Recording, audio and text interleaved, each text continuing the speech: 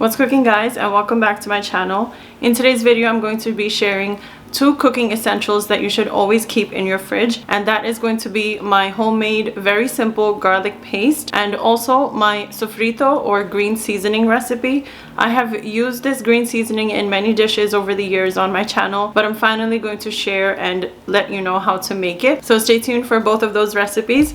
Do consider subscribing if you're new here and you'd like to join my foodie family, and also hit the bell icon so you're notified every time I upload a new video. And now let's get into it.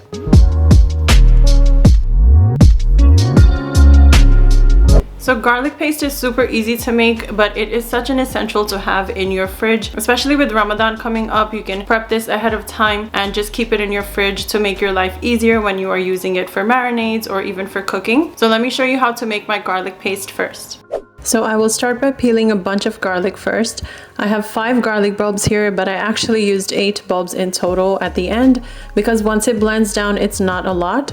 You want to peel all the garlic, and yes, it can be a lot of prep work here, but it's worth it. You can use the already peeled garlic from the store, but it just doesn't have the same taste as freshly peeled garlic. And then wash all of the garlic after peeling. In a food processor or blender, add all of the peeled garlic cloves, and then add a full pinch or half a teaspoon of salt. And then I have some lime here, but I only squeezed in about 1/4 of it. And then I have olive oil, or you can use any neutral oil of your choice. And then process or blend it till the garlic is fully chopped now. And then with a spoon, bring all of the garlic down that may be on the sides of the food processor. I am adding a little more oil as I need it and processing it again till it becomes more paste-like. You can also add fresh ginger here to make ginger garlic paste, but that is not used in all of my cooking, so I'm not going to be making that today. Adjust the oil as you need to make it a true paste, and you see me doing that here as I want it to be a bit smoother. And this is what your garlic paste looks like. The longest time you'll spend here is peeling the garlic.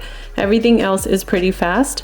You can put this in an airtight mason jar and store it in the fridge for up to a month. The salt, lime, and oil act like a natural preservative, so they really help for this garlic paste to last long enough. But I'm sure you'll be using it all the time because it just makes life so easy and you won't have to be chopping garlic all the time. This is now done and you have homemade garlic paste. Now let's make the sofrito or green seasoning. This is probably one of my favorite types of seasoning that I always keep in my fridge because it can be used as a base for your cooking or your prepping or even your marinades. It is called sofrito in mostly Spanish-speaking countries, but it is called green seasoning in other parts of the world, especially in the Caribbean. It's also used in Europe in some countries, and it is just the perfect base and foundation to any type of cooking. Now I know every country has their own variation of how to make green seasoning, but this is my version of it, so do not come for me in the comment section. I just love making this and just having it in my fridge, and I pretty much use it for all of my dishes whenever I cook, whether that is American food, Caribbean food, or even, you know, Indian or Pakistani foods. So it is just a very versatile type of seasoning, and you already have all the aromatics that you would typically use and some herbs, and it is just very convenient to have in the fridge. So now let me show you how to make my version of sofrito or green seasoning.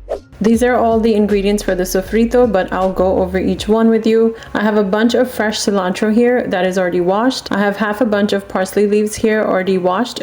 Parsley is optional, but I like to use it sometimes. I have half of a lime. I have 1 green bell pepper and 1 red bell pepper, and I'll be cutting both of those into chunks. 1 onion cut into chunks. 1 garlic bulb peeled and washed. I have these Dominican ají dulce peppers, which are sweet. They almost look like Scotch bonnet peppers, which are extremely spicy, but these are on the sweeter side and just have that nice peppery flavor. And lastly, some salt and olive oil. I have my food processor here. Again, I am adding 1 onion to it and the peeled garlic cloves, the green bell pepper cut into chunks, and a teaspoon of oil for now.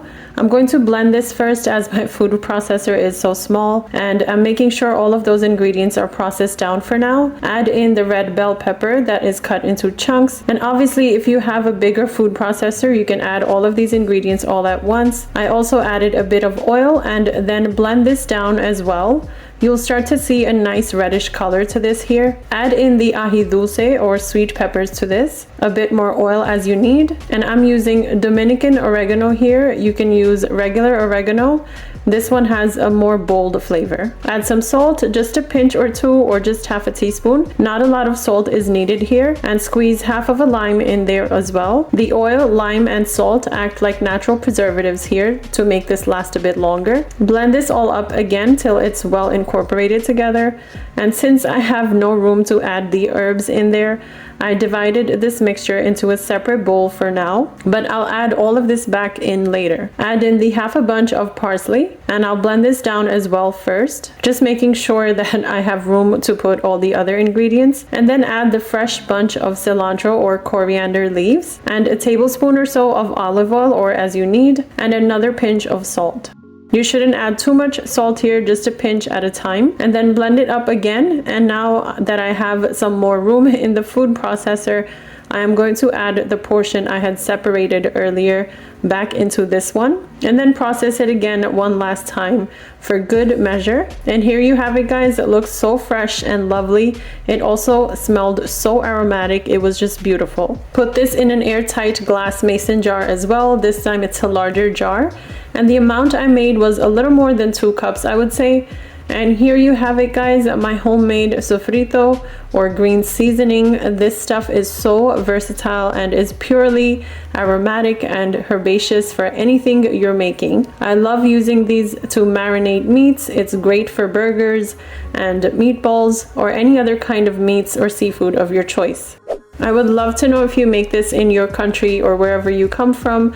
What variations or differences are there from the one I shared? And this one is so easy and simple.